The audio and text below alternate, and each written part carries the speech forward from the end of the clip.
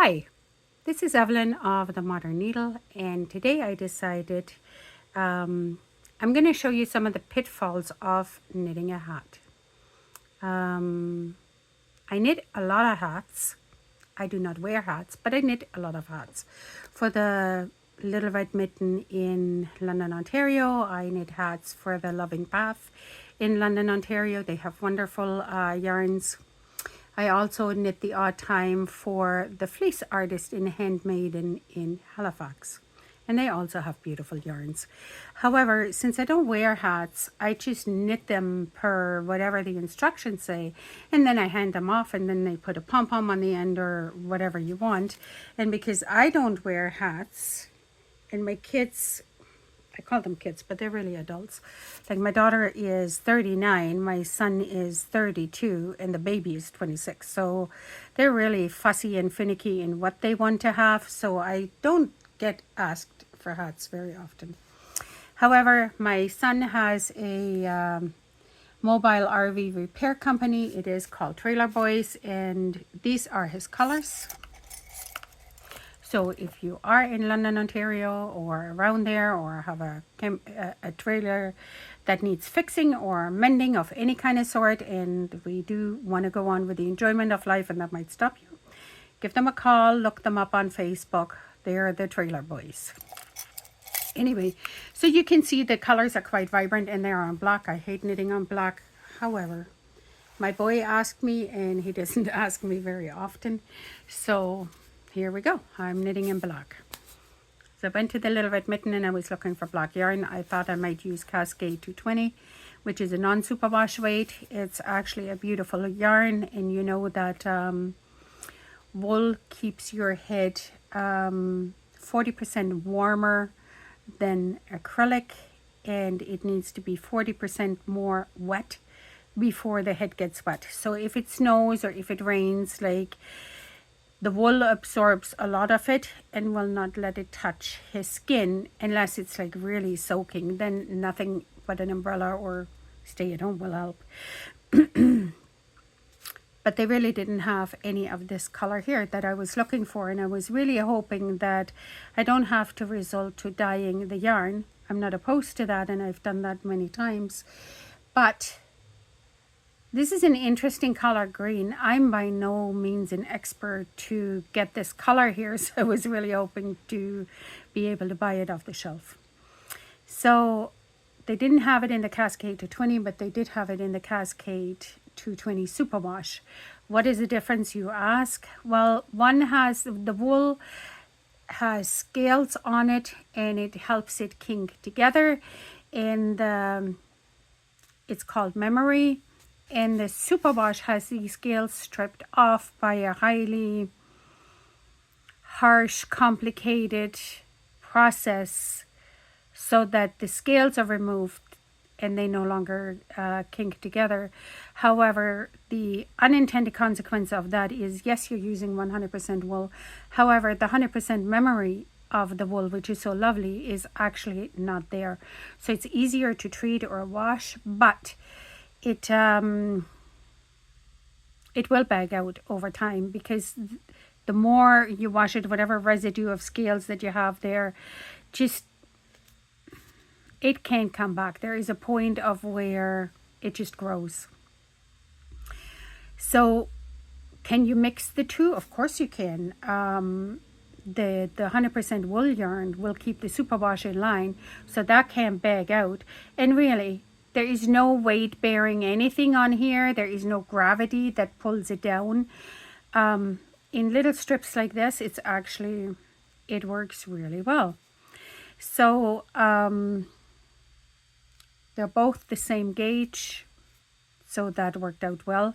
I chose a free pattern that's called 2023 Soldier Hat. It is free on Ravelry, and I was really after a couple of things, like the hat has to be simple. It can't be fussy, or he won't want it. I wanted the crown to be flat, to come up knitted flat. If there is a little bit of a dot that makes that almost look like a boob or a little gnome point, he won't wear it. He might wear it once or twice just to show me that he's not embarrassed by it, but you know, they notice the darndest things. So anyways, you can mix and match superwash, no problem. So when I looked at the hat, and it's been made over 3,000 times, I wanted to see how long do I want to make this brim. I never really put color in myself because, like I said, normally I get given the yarn that they want to highlight, I get the pattern that they want to highlight, and I just knit it to what the pattern says. But here I'm knitting a pretty loosey-goosey thing, and I don't really, I kind of haven't had to do that before. So I wasn't sure where do I want to put the first stripe. And well, actually, I'll talk about the first thing that you probably want to know is your cast on. So I cast on because this really has to be elastic and come back to be elastic. I use the old Norwegian or the old German long tail cast on, which is a little bit different than the German long tail. So I'm going to show you how to do that first and how to measure that you have enough yarn to get where you're going. So I have breaks in little here. I have a lot of that since I just developed the sock pattern for Arian socks, which are boot socks that they can wear outside in their work boots. They're not fussy. Had a test pool of 28 people and some of them had not knit socks before, and it's really a lovely pattern, not a problem. So how much yarn do you need to figure out your cast on here? So here this pattern needed 96 stitches. So I cast on over 2 needles. You don't really need to have a long tail because I always have a little bit of extra. I wrap it 25 times. I double that. That's 50. I double that and that's 100. So I know that I don't run out. Like playing yarn chicken with a cast on is just a bugger. So how do you know which end of the yarn goes over which finger? We measured the yarn going over, we measured the loops. So whatever forms the loop on your finger, and I'm a continental knitter, I know how to knit the other way. However, I don't actually know how to cast on that way, so I can't really show you that. But the tail end that is not attached to the ball needs to go over the finger that forms the loop over your needles. So in my case, the way that I cast on, my forefinger forms the loop. This finger here forms the little knot that is on the bottom of the stitch. So I go get my stitch, I twist it on. You can use a slip knot if you would like. I don't, so I cast on this way. So the German cast on, you go through the thumb, grab the yarn that comes from the forefinger. This is going to be the loop, and the yarn from the thumb is the little knot. And I always rock it a little bit just to make sure that the stitch is on tight, it's nice and snug, and the formation of the stitch is straight. If you end up having them in the back sometimes because you go too fast, it wants to twist when you knit it, and this way it just helps keep things straight and not twisted. And you can get some speed on, but always remember, or I do recommend, that you make sure that the bottom knot here stays quite nice and firm and stays on the bottom. So this is pretty elastic. I have read some of the reviews from other knitters or pattern designers that do not want to cast on over 2 needles because it elongates the stitch. They rather cast on over 1 with a space in between. You do you. I have no opinion about that. For me, this works. I've not ever had to deal with elongated stitches. It may look elongated for the first couple of rows or until you block it, and then it just zips right into the way that it needs to be. This stitch here does not look elongated or anything. So for me, if it's not broken, I'm not going to worry about it. So I'm going to show, this was the German long tail cast on. Now I'm going to switch to the German, the old German long tail or old Norwegian cast on. So I'm still in the same position. I still bring it into the slingshot where I have the 2 threads crossing. And normally I would grab this guy, but in the old Norwegian cast on, I go under the back, and the normal reaction of my thumb is that my thumb actually wants to turn and straighten out. And then I grab my loop yarn from my forefinger, and again I rock it and pull it tight on the neck.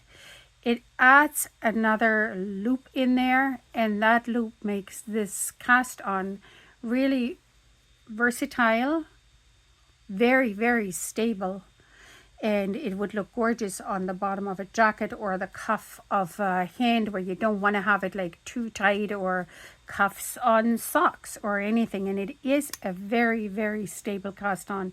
It is as stable, or if not more so, than the German long tail.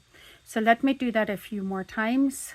I cross it into the long tail. I go behind both yarn loops, and this is number 2. There are specific videos if you really want to see how this is done. I'm just going to give you a brief little overlook here. So let's say, sorry, I split the yarn here on the needle. Let's say I really didn't leave myself enough of a tail, and I think, oh boy, I need like 50 more stitches, but what happened? I don't know what happened. Anyways, so you kind of can check it. 1, 2, 3, 4, 5, 6, 7, 8, 9. Well, I probably get 8 because I do need to be able to hang on to the tail. So let's say I need 10. I can do a couple more stitches this way, or just cross these 2 threads. Front, back, doesn't really matter. I'm not picky about it. And keep going. I'm going to put another stitch marker in here to show you what that looks like. So again, I go over both into the back. Oops, pick up my thread. Go over both and pick up my thread. Sorry, sometimes I have rheumatoid arthritis and Raynaud's, and sometimes when it's really cold, like this week, I need a little bit of help for my joints. So it's good for me, but not necessarily sometimes for knitting or my cast on. So I'm just going to show you what that little cross did or what it didn't do. So here is where I cross the yarns. And if this is at the end, close to the end of the row, whoever would know this. I'm all about the fun of knitting. I don't get too technical. Yes, there are knitters that are technical, and if that is you, there are many, many good instructions to actually from knitters that are more aligned with your brain to check out. So, but what is the difference? So let's have a look at it right here. You can see that here the loop comes right out of the cast on, even though this is a purl row on the back. But here you get this added bump of the long tail, which gives it an added thing to expand, and your purl row is much more defined. And this little thing here where we cross the threads, you can't even tell that. So I wouldn't worry about that. So this here is the cast on to make sure that you have a beautiful and elastic cast on hat that comes back for over and over and over. Now, the second thing that I wanted to talk about is when I decided to put a stripe into here and it was going to have a folded up brim, I knitted 6 rows, which was about here. And then I thought, well, this doesn't even look like anything. So I knitted 8 rows. And then I thought, well, he partnered with his best friend, so maybe he wants a hat and they have an employee. What if I need to make more hats? So in this thing. So why don't I make it 10 rows, easy to remember. I'm always about simplifying patterns and easy to remember, because the older I get and the more this rheumatoid arthritis takes hold, the more I live in brain fog some days. So I'm happily knitting on. I knitted the first stripe in, and you can actually see this is a really clean transition. Normally when you knit stripes, the way that you get the stripes is, I did it on this one too, is that you get the little blips from your purls on this side here, because it's just what the stitch does. Like you have to loop it around and attach it to the stitch below, and as you know, a knit stitch in the front is a purl stitch in the back, and the purl unfortunately has these little bumps, or fortunately. I mean, normally when you knit in one color, this is not a problem, but if you knit a color in, this is kind of what it looks like. So I did not want to move that onto the front of the hat. And when I made fingerless mittens on Christmas for my sisters, I did a fold over like this. These are fingerless mittens for a customer, and but I had a stripe in there, and because I was knitting this way, I put the clear stripe here, and then of course when I folded it over, it was all on the wrong side. I raveled it back and I did it exactly the same way that I did it before. It's almost like my brain couldn't think itself out of the box. I don't know what was going on, but it took a few tries, and hopefully that's fine. So what you need to do in order to get a clean stripe like this, if this doesn't bother you that you have the blips on here, don't worry about it. Just knit 2, purl 2, or whatever your pattern says, knit 3, purl 1, whatever it is that your pattern calls for, do that. But if you want to have a clean transition, when you knit on the new color, you need to knit that row. And you can see here in the purl bumps that there is a knit row in here, and it makes a clean transition, because on the knit side you don't get these bumps, and then the next row when you do your knit 2, purl 2, it eats it. It just, you can't see that there is a knit row in here. Then of course when I finished it, I finished with a knit row, and that's not what I was supposed to do. I was supposed to finish with a knit 2, purl 2, and then the black needed to be a knit row. So you can see you can confuse yourself 50 times if you think about it too long. So this is what I did here, and if you want to look me up on Ravelry, I have extensive notes about that. My Ravelry name is Evelyn S. So, or the Modern Needle, of course. So I fixed the stripe, and I had all of that running smooth. It looked like this when I knit it, because up until here where the hat actually turns and flips, for the brim of it, I'm knitting inside out, and only from here on going onwards will the hat be right side out, because I flipped this up. So I was at about here, I think, when I realized Well, when I flip this up, holy cow, that brim has to be like really long because I gave this 10 rows. I could have started with a green and then gone into the black, or I could have started with just maybe 4 rows of black like I did here and then go in the stripe sequence. But because I didn't do that, I almost have to pull this brim up to China for the green stripe not to sit on his eyebrows, which he wouldn't like either. So because I had knitted so much, I thought, I'm just going to leave that and make the hat longer. And since we really have big heads, this is not an issue. Which it is not, but it brought up another issue. So when you knit, and I knit it like this looks like really long, but when I stretch it and there's a head in there, it pulls up this way, it zips up this way to give you the width. So I was looking through some of those comments, and I do that very often on Ravelry. I'll go through the comments and I look, what do people actually say about that? And I wish in a way they would talk a little bit more about, if the pattern isn't written well, tell me what's not well about it, because you knitted it. So just pass that knowledge on to me, because we're in 2024 and everybody is a designer.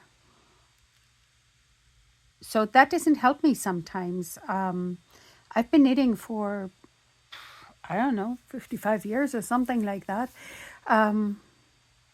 I've taught it, I knit it, I live it, I breathe it. So I'm actually pretty good at it. I always still learn something new. I wouldn't say I know everything that there is about it, no. But sometimes I do know a little bit more than a beginner designer, and I think, oh, why did they do it this way? They should have done whatever. But anyways, so I didn't see any red flags about it, and there were none. But what I realized is the hat said knit 9.5 inches. By the time I was at the 9.5 inches, and you can measure it with a ruler like this, or you can measure it with a taped ruler, which I thought I had here, but I don't see it just right now. It's buried under whatever I have over here. When I knitted to the 9.5 inches and I put it on my head, that wasn't going to be it. I think even on my head, he wasn't really going to have a whole lot of flip over of anything. So then I read a bit more carefully, and some of the knitters had said, oh, I wish I would have knitted it to 11 inches and whatnot. Then I had the bright idea, which normally works when I have an idea like this. So I put the hat on the mannequin, and when you have it on the mannequin, it's not on the top of the head, that's the crown. The crown is actually in the back of the head. So I thought I had it knitted up on here, and I went to the pattern. I understood, or I checked, that the crown decreases are 9 rows. Okay, not a problem when I know that. So I thought I'll measure what 9 rows are like. I use bobby pins a lot for a lot of different things because they don't disturb the fabric, and they're very, very easy in and out. So I thought I'll pick one of my knit columns. I'll slide in the bobby pin. I count down 9 stitches, and for this purpose, actually, it does not matter do you count the knits or the frowns, the smiles or the frowns. When you knit, you always knit in smile formation. Like it's always the V and not the frown. The frown is the 2 adjoining stitches. But for this thing here, it doesn't matter. Just be consistent. So I counted down 1, 2, 3, 4, 5, 6, 7, 8, 9. and I'll pop my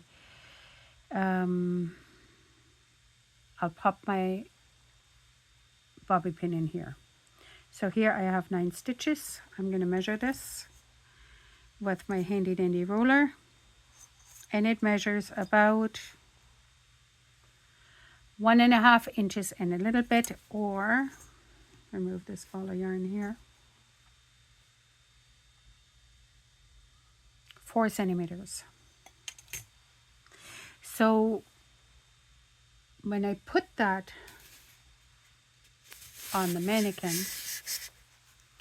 I stuck a pin. Well, actually I used one with a little head. I stuck a pin at the end where I thought the crown was, and then from there I could measure out 1.5 inches or the 4 centimeters, and this is what I wanted to knit to. And that's how I figured it out. And then however far I was away from that, when I folded up the hat the way that I wanted it, I measured, I think it was maybe 3 or 4 inches that I wanted. I know that 9 rows are 1.5 inches. It's not an exact science. So I thought I'll knit whatever I needed in there, and that was going to be okay. And I did. And I finished it off, and I cleaned up the threads, and I was actually quite proud of myself. So I said to my younger son, okay, try it on. He says, well, Marcus's head is a little bit smaller than mine, but what the heck, Mom? This looks like a baby hat. Okay. Kids don't have a filter. It doesn't matter how old they are. Anyways, he put it on and he says, well, his head is a little bit tinier than his, so maybe it'll fit. He thought that the brim was a little bit short. So when my older son came over yesterday evening, I said, okay, your hat is finished. He was pretty proud. I knitted it in one evening and even did a tape about it. But it really didn't fit. And he didn't really want to say anything. So I said, well, what do you think? Did you need the fold over a bit longer, or what do you need? Because again, it laying here, that's fine. And these mannequins are fine. But I think that they're just like the size of my 8-year-old grandson or something like that. And he's a grown man, so that's not going to help. I didn't think about that, obviously. So he says, well, to be honest, Mum, if you can give me a bit more on the brim to fold it over to make it look better, because he only actually had the one stripe when he did it. So I thought, oh, yep, that's going to bug me. So I opened the crown. I added 3 more inches. I added 3 more inches. And then I did the crown, and then now that he pulls it over, it'll be nice, because I tried it on me and it was actually kind of nice. Now, talking about the crown, this one here is actually quite beautiful, and I looked in it like I have my handy dandy darning egg. I usually want to see how good do I do these decreases, because every time you do knit 2 together on anything, you really have to knock the needle to, or rock the needle to remove the slack that you get from one stitch to the next. And I have a free baby hat pattern that's also more like a template, any gauge you want or whatever, and it's a free pattern, sorry. And you can have a look at that. And in there I captured pictures of what happens when you don't rock the needle. This is the sock from my Easy Peasy Canadian Winter sock. It is a paid for pattern, but you get it in 15 sizes, and it's cuff down or toe up. This here is a toe up. And anyways, I'll demonstrate what I mean. If I just knit 2 together, and when I knit I automatically do it, sorry. When I knit in the round, I always put a smaller needle in my left, because the left hand is my stitch holder and the right hand is the one that dominates gauge. So as I go in the round, this needle always stays in the same position, and it's easier to get into the stitch for my fingers. It makes me faster, and it actually makes my work a lot more consistent because I'm not fighting it. So right now I just knitted 3 stitches together. 1, 2, 3, or 3 times knit 2 together. And if you can see, trying to do that without rocking the camera, there is a bar in between these stitches, and if that, here I'm in focus, sorry about that, there is a bar in between the stitches, and if that is not zipped tight by rocking the needle to push it right onto the next stitch as close as it can be, here you can see I just took the slack out, you'll have unsightly gaps when you get to the crown, or any decreases, whether it's in socks, in your short row heels, or whatever it is. Like anytime you knit 2 together, you do want to rock the needle, because here I'll have a little bit of a gap and here I'll have none. So, and when I go through that, when it says decrease, I look before I finish off that row and go to the next one. I want to see how close am I. If there are big gaps, instead of undoing that round, I always have smaller needles. I buy them everywhere. The thin needles, they hardly cost anything unless you want to have quality needles, which for this purpose I actually don't care.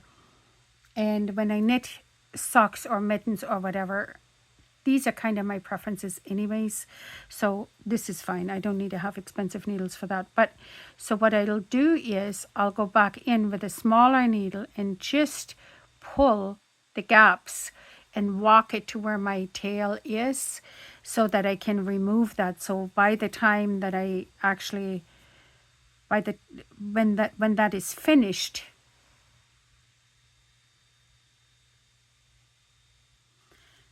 when that round is finished, I can see that everything is fine. Then I had another, so that's towards the crown. Then I had another issue as I was looking at it in the daytime, and it was a good thing that I had to reopen that crown, because this is black, but it doesn't matter really what color, but you can see your knit and your purl columns really, really clearly. And my granddaughter was sitting there, and she is going to college, and oh my god, we had some she was studying, and I was helping her think through some stuff. I don't know if I'm the best one for that sometimes, but our brain must have burned out at the same time, because I think I put some purl bumps where they shouldn't have been, and I was already up here, and then the purl bump was down here. So here is my thought on frogging or fixing. The term frogging, no, I can't say it. The term frogging comes from that you're ripping it back. So rip it. It's a cheap joke that stitchers and knitters and crocheters have. You know, you got to take your funnies where you get them. Anyways,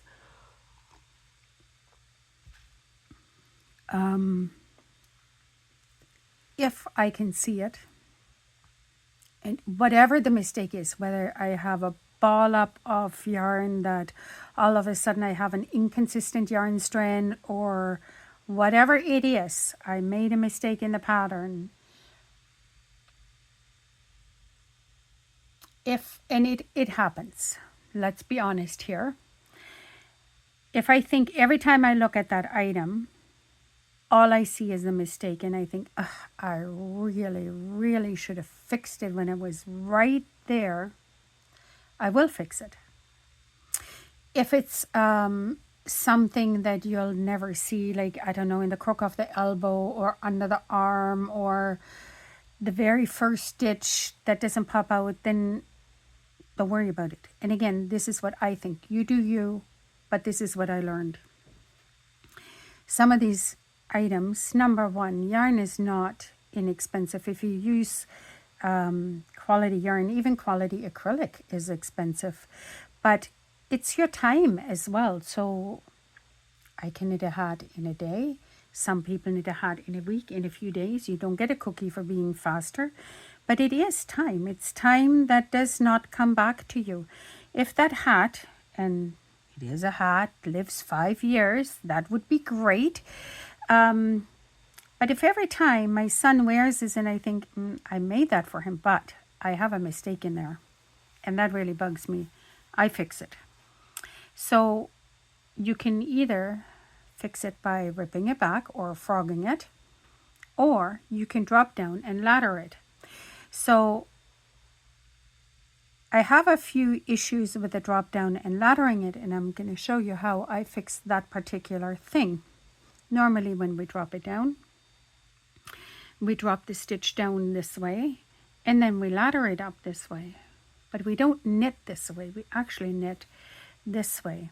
So for myself, even if I have a crochet hook or whatever, my tension is not the same. When my hand do this motion, I have perfect tension. When my hat do this motion, I do not. So one of the things that I learned, and this was just recently by a fluke, I was, when I go up this way and I use the front going up vertically,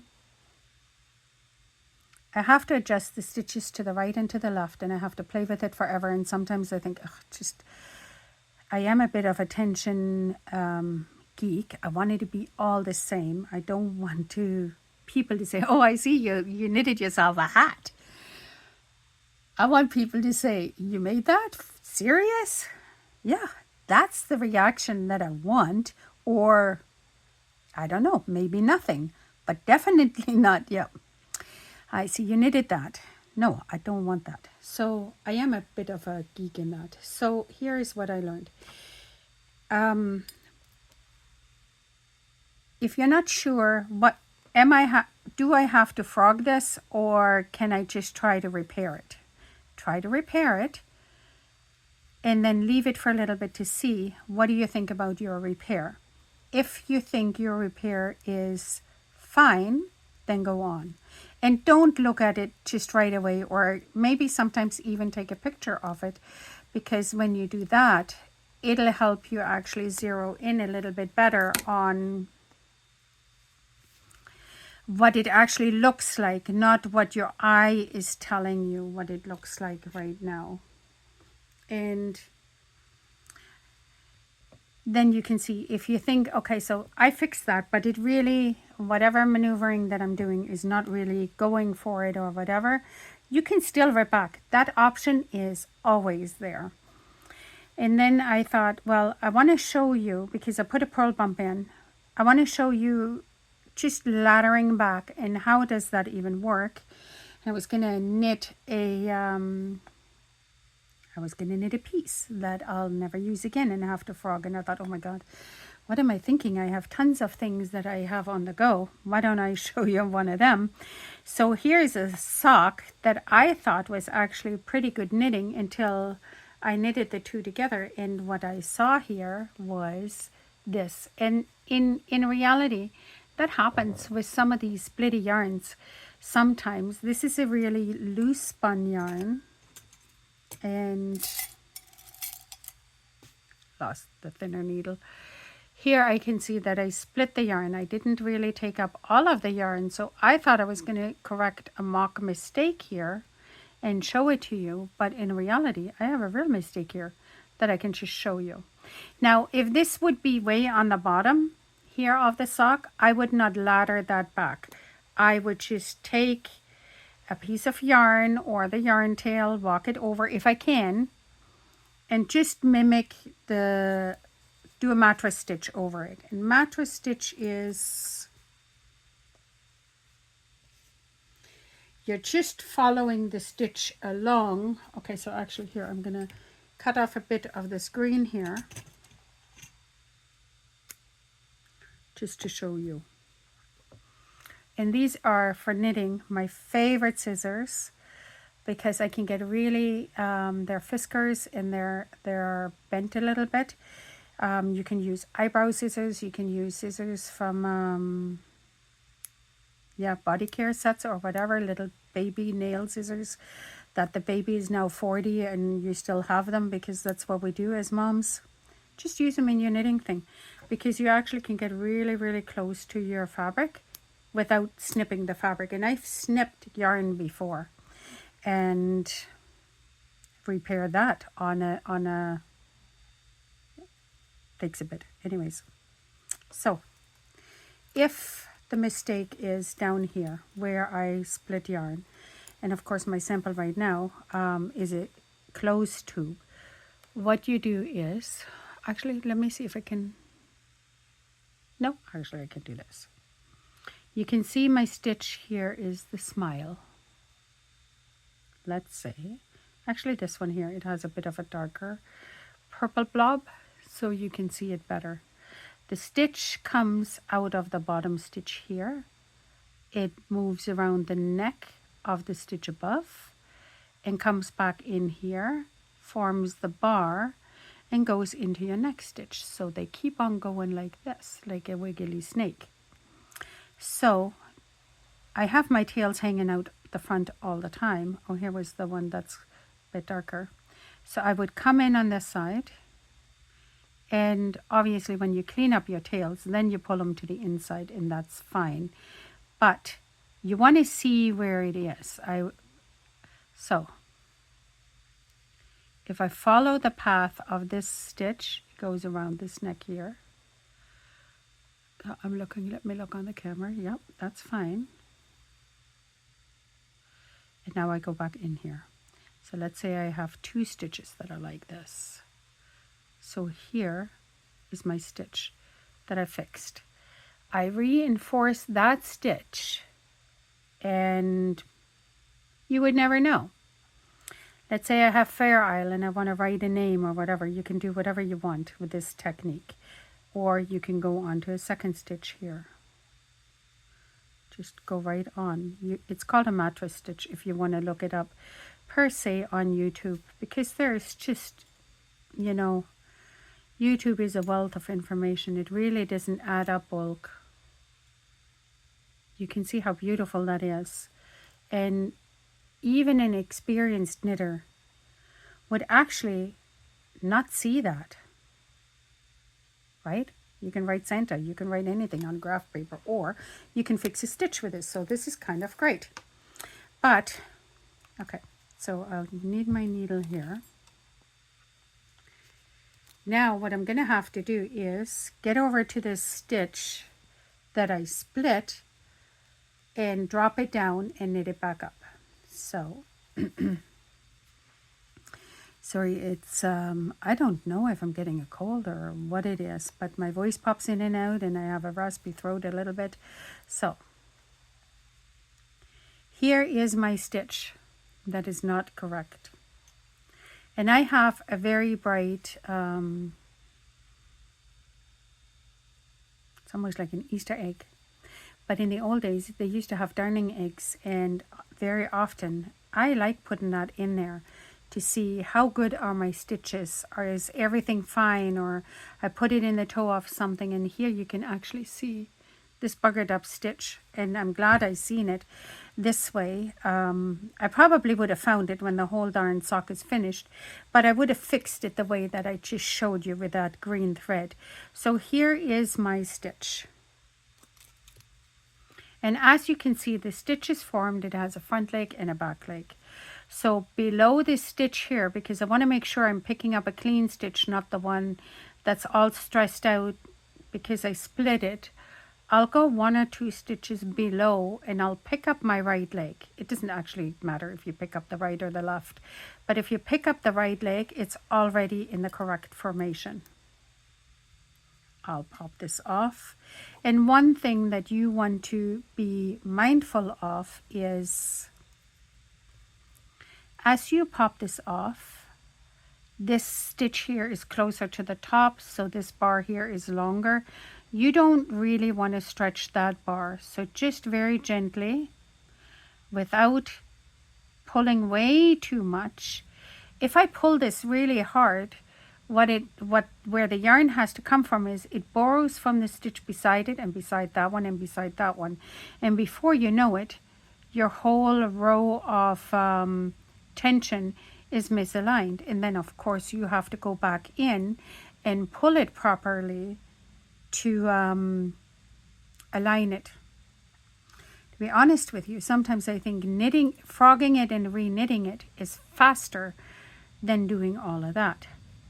So here is my stitch with the columns of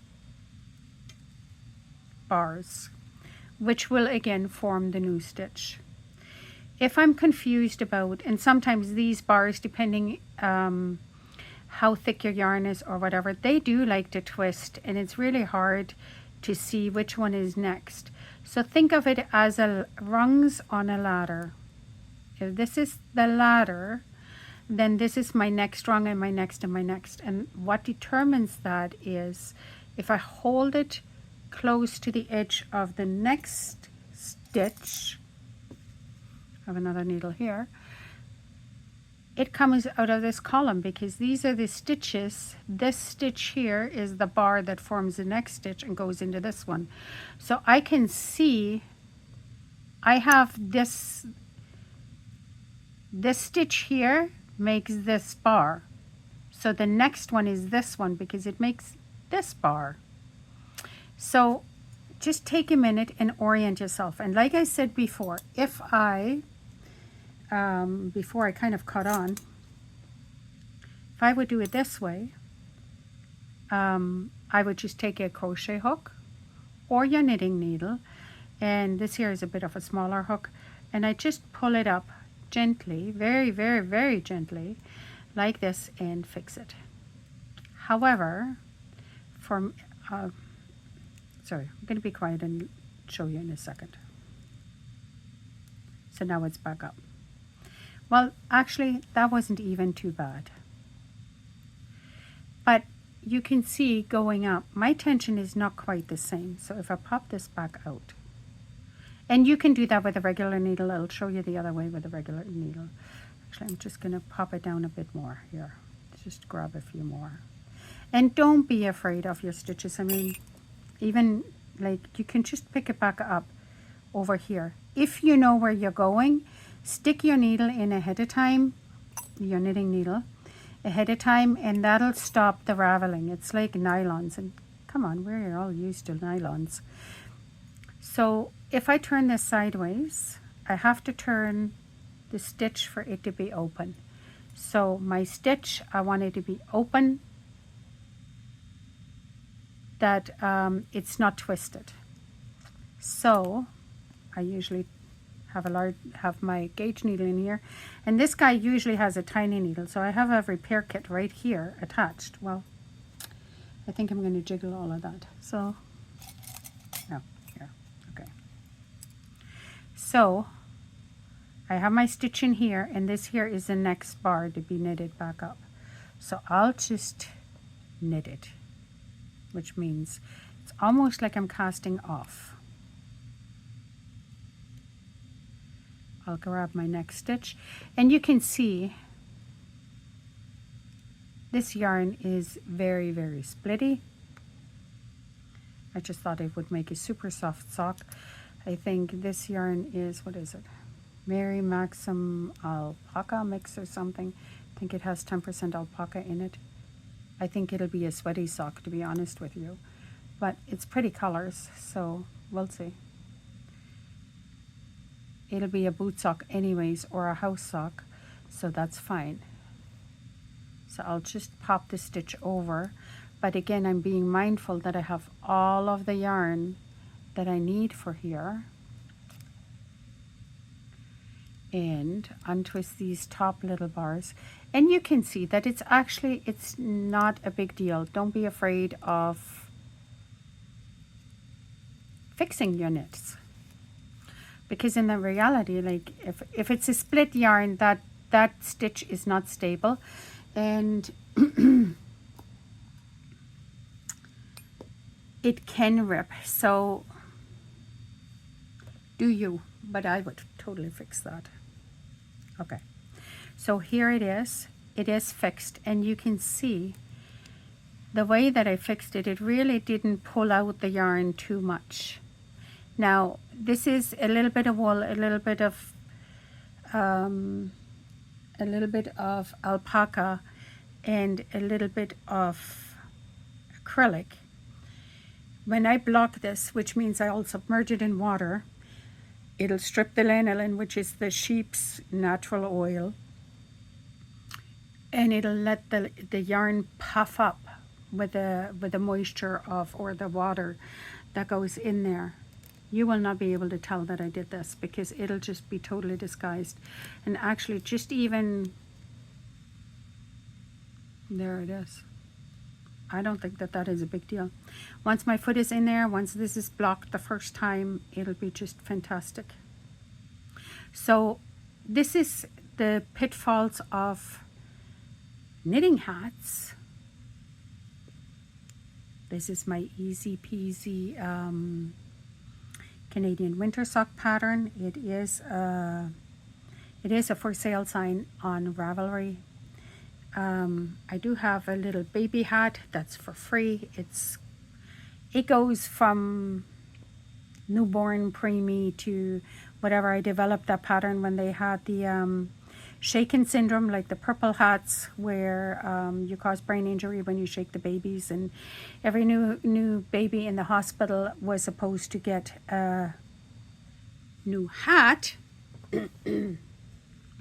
And I think I had knitted about 30 of them until my sister volunteered at the Christmas hamper program, and they just had handfuls of these purple hats that somebody, not necessarily me, maybe including me, had knitted, and they had handfuls of these hats in those boxes because they had so many left over or whatever. They didn't even look if the people had babies or how old are the babies. So what are you going to do with a baby hat? So I was actually a little bit perturbed by that. So I stopped. But the pattern is still there. It's free. Go and have a look at it.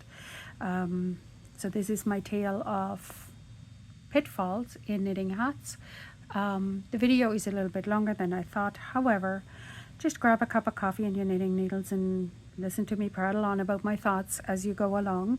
Until next time, and I do want to say the next time I want to develop a video series about mitered corners, and I don't know what you know about the mitered corners. They're perfect for beginner knitters, expert knitters. They are very addictive.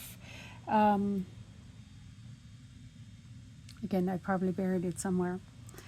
I'll start with that video series, and I simplified that pattern so that everybody can knit it. You don't ever need to remember anything as we get older. Just a simple pattern writing, but good pattern writing is better, in my opinion.